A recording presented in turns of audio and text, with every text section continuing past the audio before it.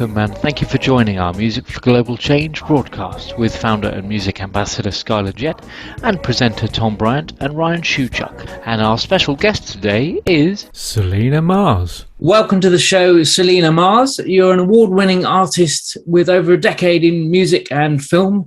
You grew up doing classical ballet and won several singing competitions, and you've gone on to write and record and perform with Grammy-recognised artists including J-Lo, Estelle, Bob Wootton, Johnny Cash, and you've also been photographed by celebrities in published books and had big exposure in the TK Maxx advertising campaign as well. There's loads more to talk about with you, Selena. So welcome to the show, and please tell us more. Wow, you're very thorough. Thanks so much. So yeah, nowadays, at the moment, I'm working on some film and TV projects that I'm super excited about, and it's just been really great, like just doing documentary style things, just so interesting, and truth being stranger than fiction is definitely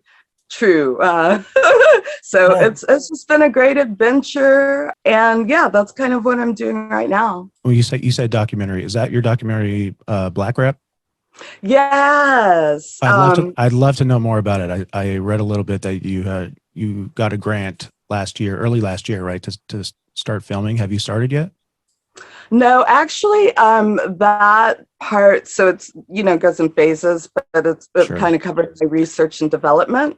Okay. Which I've just finished, and I'm doing a couple of public outputs with it. So there's going to be a photo essay published that I'm working on at the moment, which shows all of my research findings. Oh, okay. And as you know, when you're getting into like American history and Black history and theater and film, it just gets really, really interesting. Sure. So it's can you talk about a little bit about what the documentary is about? I did a little bit. Of course. I mean, I kind of, was inspired by the amount of actors that we see on screen that had their start in theater. Mm-hmm. But we often don't really hear about like the beginnings or before. We know them just from shows, mm-hmm. but actually a lot of them still do Broadway, still even do community theater, for their love of theater. Right. And so knowing that like a lot of Black actors seem to come from the theater, that piqued my interest. And then also being here in Providence, they had a Black repertory theater here for about 13 years before I moved here. Okay. And I heard all these stories about all these amazing productions, like nonstop. Everywhere I went, like people were still talking about it, even to this day. And I'm like, wow, what is this all about? And so that also piqued my interest. So it just kind of started unfolding from there. And so it was kind of like, my own surroundings. And then I'm like, okay, let's dig deeper. Let's go deeper. Let's, go from the micro to the macro. And so now I'm kind of exploring all that. Wow. Now, so it's like a history of Black repertory theater. Yeah. Yeah. And I'm going to bring it into the present day as well, though. So it's going to tie in. It's going to tie up with the present. Oh, that sounds, I'm a big history buff, so that sounds great. Right on. How do you get a grant to make that happen? I mean, for me, like, basically you have to apply, you have to research. I personally think like it's good to take a more targeted approach, so as you're not wasting your own time, because it is a lengthy process. You have to be prepared to go into a great deal of detail about what it is you're doing and have your budget prepared, have imagery, have your cast and crew attached, whatever it is that you have, that conveys to them what it is that you're trying to do. So you have to package all that really, and then just start shopping around. For me, I was like, okay, who's supporting documentary work or who's supporting the styles of documentary that I want to do. And this, tying into New England and Rhode Island, I was able to get a grant through our local Rhode Island Council for the Humanities. And they also work with the national NEA. So it's like kind of two funding sources that way. But yeah, you have to like just knock on doors. And I think also another good, thing, I mean, for me has been like joining the screenwriting labs, and where you can like workshop your stuff with your peers, and also a mentorship, and kind of, pitch things before you start pitching things, and it helps to get all that feedback, I think. Very cool. You got a question? Yeah, just looking at the details that you sent through to us, I noted that your first feature film is listed as having been when you were 12 years old, just a mere 12-year-old girl. And you also performed at the White House at the age of 13. So presumably very much film and singing and dance were kind of something you're passionate from a very young age. Is that true to say? That's the truest thing about, I mean, what I do. Absolutely. Yeah. I was always drawn to it. Yeah. Movement, storytelling, the music thing, and I think that that's what drew me further into film, because it incorporates all of that. Yeah. Even my ballet experience. I mean, I know it probably sounds weird, but it was I don't know, it's something that broadened my mind, and being this little kid in the Midwest, I'm learning French, and there's these amazing classical pieces of music, and it's so inspiring, so I think some of that still influences me now. But yeah, I can't really do anything else, so. This is full schedule. Definitely. Calendar. Great stuff. Who was president when you were at the White House? You're trying to age her, Dad. What's up? Yeah. That's cold. Obama was in office. No. I believe it was Reagan. Reagan. Yeah. Wow. Reaganomics. Because we're talking, it's like it was 80s. Yeah. Wow. Okay. And what did that feel like going in the White House? It was wild. Yeah. I mean, it was wild to me. I just remember thinking, this is what I've read about, and sort of all that we hear, but actually being there and performing. It was kind of crazy, but I remember it was a great experience. I'm sure. 12 years old at the White House? Hey, the three of us never been there. I bet you that. Not yet. Not yourself, yet. Not yet. Now, I didn't know you sang. Skyler, I that's so funny. I'm sure we've talked music before. Well, I remember you going, you'd like me to, probably write some music for one of your films. Yeah, and I know that you go to Mid-M all the time. I played the very first Mid-M, 1983. I played the very first Mid-M, and it was so new. 2 hours before we were going on, they were still pulling the plastic off of the chairs. Stop it. Yeah. And, I was with the Commodores then, and Aretha Franklin performed, and Jean-Luc Ponty, and oh man, we had KC and the Sunshine Band was playing, and that's when they opened that place, right? And it was way cool. I mean, although I don't speak French, but I love the food. They just I love their fries, right? Very good. We all do. Guilty. Yeah. I'd actually like to go one year, I think, to Mid-M. I don't know how things have changed, like post-pandemic. I haven't been to any major festivals or anything. I don't know. Have you? No, I haven't been anywhere. I mean, in December, I had a heart attack. So there was a pandemic, and then I had a heart attack, and then You know what I mean? So I haven't been anywhere, but I got to go to Ireland because they're doing an animation on one of my songs.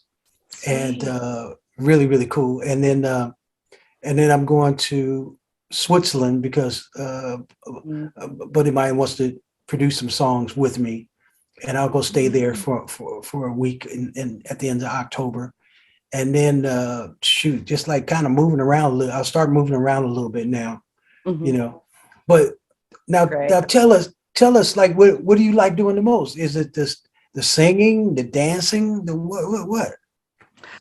No, I mean, I don't have, okay, here's the deal, right? Like, I don't really have any aspirations to sing or dance professionally anymore. Okay. It's just fun for me, which is very freeing, you know, because like there's nothing attached to it. You know what I mean? It's like, I don't care. I can run in the studio with whomever, we do whatever, it's fun, and you know, who cares? It's not like, you know what I mean, Skyler, like when you're out there on tour and you're hustling, and it's like, you know, it's not that for me.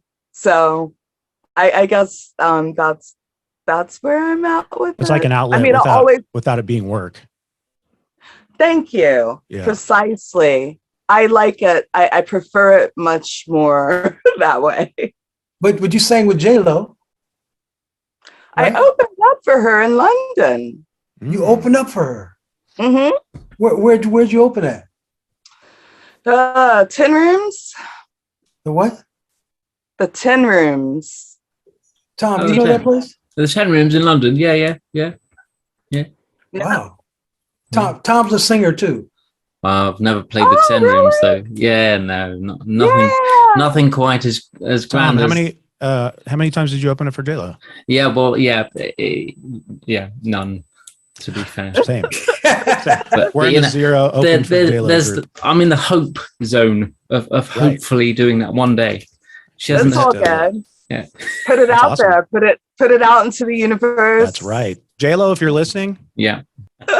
Selena, so you've been in a number of projects that I've seen. Don't Look Up. That was a great Netflix film I recently watched, and Men in Black 3, clearly Will Smith stuff. But above all your projects, I know that you were in the investigation discovery show, Stalked.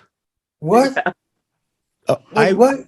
It's a show, Dad. It's a whole channel about people being abducted, murdered, and forensics. Right. It's the channel that I watch to go to bed every night. It's my favorite channel. Put you in a good mood to go to sleep. I sleep like a baby. And when I read that Selena was on a show called Stalked, Someone's Watching. I was playing. You were playing the detective. You weren't like the victim or anything. I was sitting there going like, I need to know everything about being filming a television show that's on investigation discovery. It's a dream of mine personally. And wow, what's it like? Yeah. What's it like? Okay, it was a dream of mine too because I am an ID addict, and so it's crazy. Like back in the day, I mean, not all that far back, but like 10, 12 years ago. Yeah. You used to still be able to find like actual jobs on Craigslist. Oh, yeah. Oh, sure. Yeah. And sketchy ones. But I saw an ad for investigation discovery looking for somebody to play a detective, some acting experience, but it was a non-union job. I was non-union at the time. Okay. And I replied to the ad, and next thing I know, I go in there. It's like, I think this was like 2011. I think she was one of the first female directors I've ever worked with. Her name's Anna Kerrigan. She's killing it now in LA. Like her career really took off, but like, it was amazing. It was really, really fun. It was a great set. Like it's very cloak and dagger. Like it's cornballs. I love it. Do you get to, do they tell do you know the whole premise or everything? Yeah. Okay. So you already know like the whole story, what happened, everything. Cause that was a crazy story. No, we have rehearsals. And yeah, you know what's going on. Man, I want to, I'd like to see that. I don't watch TV, but I'd like to see that. Dad, it's all those shows are so great, and I feel like there's a new one every week. There's a new series on Investigation Discovery. I mean, I almost dressed up as Joe Kenda for Halloween. I love that network so much. That's awesome. Wow. They have a lot of content for sure. Yeah. I like the Fear Thy Neighbor one at the moment. Yep. Okay. I got caught up on that. Yep. My wife is watching Jersey Gore. Oh, right on. It's all people who are getting murdered in New Jersey. That's what we Tom, do you know these shows? I know of them. I'm a little bit more sort of, how can I put this? Yeah, I wouldn't go to bed watching one, put it that way. I might watch one early evening and then watch a nice episode of, I don't know, something a bit more. How do you, besides Craigslist, Selena, how do you choose the roles, I mean, or projects that you want to work on? Because I mean, your IMDb is stacked. I mean, let's be real. Like, how do you choose the roles? Thank you. Yeah. I'm a lot more choosy nowadays. Okay. Don't want to do anything unless it's inspiring. Okay. On some level, that's a requirement that I maybe didn't have so much before. But honestly, like, a lot of my stuff has come from people that I knew. Okay. Like, it was like being in New York, being in LA, being out, meeting people. Other people want to do stuff. You just connect, and it's like, hey, what are you up to? What are you up to? I style clothes. Okay, then you hit them up and you need wardrobe, and then they introduce you to so-and-so, and then before you know it, this photographer, and you're all getting together, and it's a community thing, and it's a collaboration, and that's like how I like to work. Wow. So, relationship building. You got to do it in that industry. That's what works for me. Everybody has their own way, to rock it. I mean, I know some people who they're great at the social media, and that's their thing, and I do my thing. I go out and I meet and greet type of, I'm more face, like that takes me a lot further than spending my time creating online videos. Sure. Yeah. Okay. And you're not a big TikToker then, is what you're saying. I'm not a TikTok girl. And I mean, I went kicking and screaming to Instagram. It's just, I'm so in the moment. There's so many things I go to that are fabulous, and I forget to take pictures. Like, because I'm having such a good time. But this is why I need people with me who are like, hey, Selena, are you video? Like, let's video those. Hey, Selena, like, you got to be smarter about these things. Because it's a balance, but I'm too busy living my life and having a good time. You saw it, you didn't see it, whatever. I experienced it. Sure. Right. Yeah. Now, do they give you your own, makeup RV camper thing? Sometimes, if you're, kind of a lead, or you have a bigger supporting role. Yeah. Wow. You don't need makeup, Skyler, do you? Let's face it. What are you talking about? No. He's ready. Good for you, buddy. There they go. Food them again. Yeah. What would be in your what would be in your rider if you all green M&Ms, right? That's a staple. That's a good question. Yeah, Papados. Skyler. Right? You don't know Papados. You know Papados? It's in Houston. Yeah. It's it's like Cajun fish kind of thing. Ooh. You know what I mean? No, it's way cool. Spicy? Ryan don't like fish that much. No, you can get it spicy. He doesn't like that kind. I'm gonna take Tom over there. He's gonna love it. Tom, you eat fish? I do eat fish, yeah. I do. Yeah? Yeah. No, you love this place. Did you grow up in Rhode Island? Like, what brought you to Providence? Is that where you're from? Oh, it's such a long story. Yeah. A relationship. Okay. Tale as old as time. Yeah. But yeah, it's so cliche. But you guys, there's something that I have that's exciting that I forgot to mention. Please, exclusive. So I have a new sponsor. Okay. Oh, okay. by the name of Uncle Nearest Whiskey. Oh, Okay. Have you heard of it? No. It's a whiskey brand. let's do it. Wow. Okay. And Uncle. so Uncle Nearest is the Yep. slave that taught Jack Daniels how to make whiskey. Oh, wow. Right. Okay. That's And Nathan so Nearest Green. yeah. it's got this incredible history. They're an amazing brand. They've been doing amazing things in the community. And they're one of the sponsors for my documentary, Black Rap. So I'm just super excited to align with them. Wow. You asked me to do some music for one of your documentary. What was that? What was that?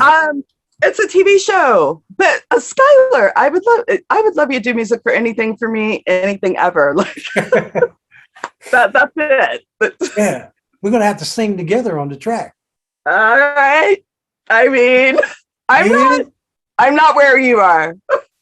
Oh, that's all right. We're gonna bring Tom and have cool Yeah. 3-part harmony going. Oh, why not? Ooh. Yeah. Let's do it. All right. Captain. Like to sing. Yeah. Well, you know, this show, it's about my music, my well, not a foundation, but it's a movement that you know about Music for Global Change. Yeah. I love to hear your thoughts around social conscious music and why it's important for society. And I think it's more important now, maybe than ever. Like I think about, just historically, the role that music has always played in different eras. Yeah. And conveying the message, Yeah. kind of like almost bridging the gap between like the streets and the White House, if you know what I mean. Exactly. It's like this message, and it is global because Yes. it unites everybody. And music, I think, is one of the few things that can do that. That's So right. I think we need more positivity in music. I mean, period. It's just a lot of it. I don't know, a lot of the modern stuff. I mean, I don't want to get hypercritical or call anybody out because that's not what I'm about. But Yeah, it doesn't sure. speak. It doesn't speak to me because for me, it's very shallow and vacuous. Mm-hmm. The message. There's no real message. So I think it's something missing. I think we need more. Who was some of your favorite social conscious music artists? Ever? I mean, probably Bob Marley. Yeah. I really feel like he was like a prophet type, almost. Yeah, I mean, I would have to say that's my favorite. Marvin Gaye? Yeah, love Marvin Gaye, Curtis Mayfield. But there's so many women too. I feel like that were Nina Simone. pioneers, right? You know, At a time when it wasn't, popular. So yeah, it's a trip. I sang on,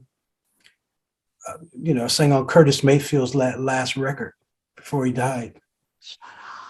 Yeah, Wow. singing like 4 songs on there.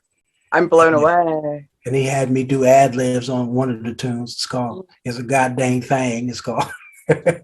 He was on his last album, and wow, it's a trip because I've sang on some icons. I've worked with some icons on like Lou Rawls and Right. Sammy Davis Jr. and people like that. God, it's a trip to be on those records, and then they pass. You know what I mean? Yeah. Absolutely. But will your documentary that you want me to collaborate on, will that lend itself to some social conscious lyrical content? Absolutely. Okay. I think there's always room for that. Yeah. I mean, What's it going to be called? well, so I have my documentary that I'm working on, Black Rap. Yep. But I Yeah. also have Black in the name of a TV thing that I'm trying to get going to, which is Blackarati, which is all about the history of Russian meddling in the African American community and What? in the art. So it's Tell another. us about that. Wow. That's the TV show. Well, I don't want to say like it's sort too of early. say too much because it's Too very yeah. Yeah, you would have to kill us, huh? But Tom, what? Tom, you got a question? I have, yeah. Just take it back a little bit from there. I also noted that you're dedicated to giving back, and you're involved in several charities, including the Big Brothers Big Sister, among others. So, can you tell us a little bit about the charity work you have done and are doing at the moment? Sure. I've worked with them as far as helping to curate special events, and so that like is super great because you get to bring in other artists, and again it's more like a collaborative thing, but I love working with them. They're here in Rhode Island. I also work with the Providence Preservation Society. Mm-hmm. So it's fundraising, really another historical preservation type thing that I'm involved with. So yeah, that's what I'm doing right now. I hope to do more. So stay tuned. Yeah, we're definitely gonna stay tuned. Oh yeah. Ryan, what, you got a go question? My only question is, Selena, at what point are we going to, I mean, let's go back to this whiskey, first of all. I mean, listen, you're in Rhode Island, I'm in Texas. Let's meet halfway in Tennessee. Let's hit this distillery. Okay. Yeah. Yeah. They're a sponsor. You know what I mean? Let's promote it. Uncle Nearest Whiskey. I'm ready. I am ready to drink some whiskey. Will you come and film it? Yeah. I would be doing that anyway. We'll do a road trip. We'll do a road trip. Ooh, not see. All right. We're on the same wavelength here. We're on the same wavelength. Let's do it. Let's create a whole road show on it, because I'm reading about this whiskey and I'm ready to make a purchase because it looks pretty good. I'm a whiskey guy. So okay. Yeah. All right. And the fact is they're the ones that, you know, came up with the what's it called? Jack Daniels. Yeah, he predated. They had the original recipe. He had an entire he's, you know, former slave. He had an entire method of distilling that no one in America knew about before. What a great story. So, yeah, that sounds amazing. But the people from Jack, they stole the first, it. They stole like from African American distiller. Okay. Wow. That we know about. Right. Yeah. Right. They got that other story where that woman created Kentucky Fried Chicken and the Colonel stole it from her. Right. Wow. She had to. So you can look it up. He stole the recipe from her. Right. Wow. You know, I burn Kool-Aid, so you know, I can't cook. I'm horrible. Okay. No, I bake eggs all the time. It's really, but anyway, I can't wait. I'd like to come over there too. Bring it on. Can Tom and I come and we like to drink. We like to drink some whiskey. Come on. Of course you can. You can put it in your little dab in your afternoon tea. Yeah, nice. Little dab, do you? Yeah, of course. I love the idea. Yeah. We'll make come this over. happen. Let's do it. I'm Ryan, due for a road you can film it, right? Of course. Yeah, look at all this junk I've got in here. Yeah, I can film it, anything. Let's do it. I have to say I'm loving the backdrop. Oh, I appreciate it. Yeah. I mean, video production is something I'm just dabbling in. I mean, I looked at some of your photos from you on set and I'm sitting there going like, oh my gosh, look at this gear that I gear envy. Gear He's envy. A gearhead. Sure. He's a gearhead. And Ryan has his own business. He's a digital marketer. So I am. Yeah, I'm in marketing. I love that. Yeah. Yeah. You got to hook that up. You know, we're gonna do some barbershop quartet. You want to do some barbershop as well? Yeah. Okay. Cool. We do some barbershop. You know, we can do Thomas, big time, 40 years barbershop. So we can come perform. Guys, you know. I'm around. Let me know. Perfect. Cool. Yeah. Okay. Let's do it. We do some backgrounds. Backgrounds. Okay. It's okay. They only let me out on Tuesday. It's literally dad jokes when it's my dad. Yeah. Okay. Yeah. You know what I mean? Nice. And in that hat too. That's cold. That's cold, man. But so what's next? That's not like your personal projects. Are you currently filming anything that you'd like that you can share? I guess. No. Okay.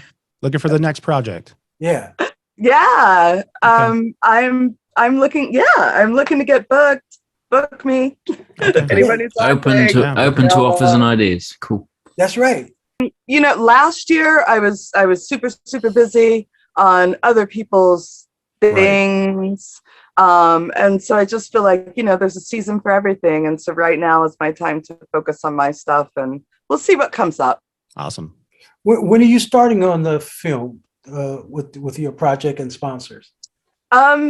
Hopefully soon. We have an event coming up in November, and I hope to have a trailer to show around the same time. Oh, nice.